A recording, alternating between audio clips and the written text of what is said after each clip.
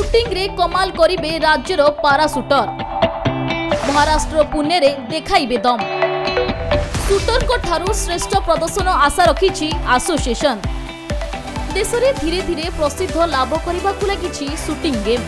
Olympics ठारू आरंभ करी पारा ओलंपिक्स सबुठारे कमाल करुछंती देशर शूटर।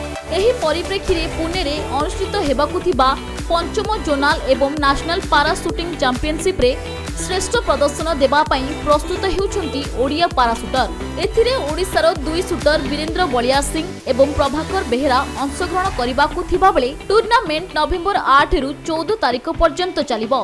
प्रतियोगिता पई बेस प्रस्तुति करिसंती उभय शूटर। दुई जण जाक भुवनेश्वर कलिंग स्टेडियम रे थिबा हाई परफॉर्मेंस सेंटर रे शूटिंग रेंज रे प्रशिक्षण नेबा सह सेठाकार कोच को तत्वावधान रे अभ्यास करुछंती। उभय क्रीड़ाविद को सफलता कामना करिबा सह सेमानक ठारू श्रेष्ठ प्रदर्शन आशा रखिछि पारा स्पोर्ट्स एसोसिएशन ऑफ ओडिशा। तेबे देखिबाकू बाकी रहिला उभय शूटर एही प्रतियोगिता रे श्रेष्ठ प्रदर्शन देबारे केते सफल हेउछंती। ब्यूरो रिपोर्ट खेल ओडिशा।